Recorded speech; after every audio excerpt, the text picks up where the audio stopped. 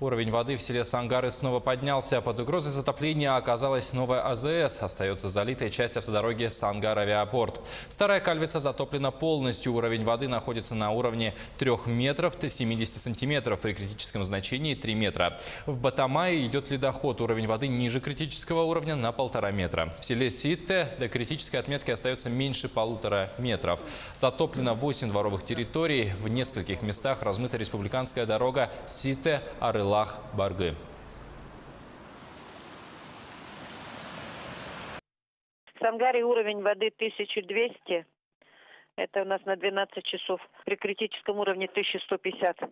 Минус 7 за 2 часа. Средний ледоход 3 балла. Подтоплено 42 дворовых территорий. Из них 4 жилых дома, 13 дачных участков, 2 гаража, 3 заброшенных дома, в которых проживает 80 человек, в том числе 20 детей. По селу Ситта 121 уровень, критический уровень 173.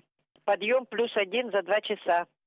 Подтоплено 6 дворовых участков, в которых проживает 34 человека, в том числе 13 детей. Аргаз 807, уровень воды при критическом уровне 809.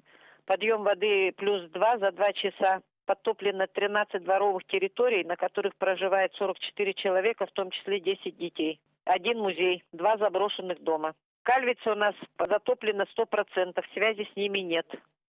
Сейчас эта дорога заполняется и заполняется очень быстро. Вот эта часть у нас уже обесточена, стела выключена, освещение выключено. Начальство все в курсе, все наготове. Торгуем до половины черты вот этого бетона. Дальше будет решать начальство и руководство.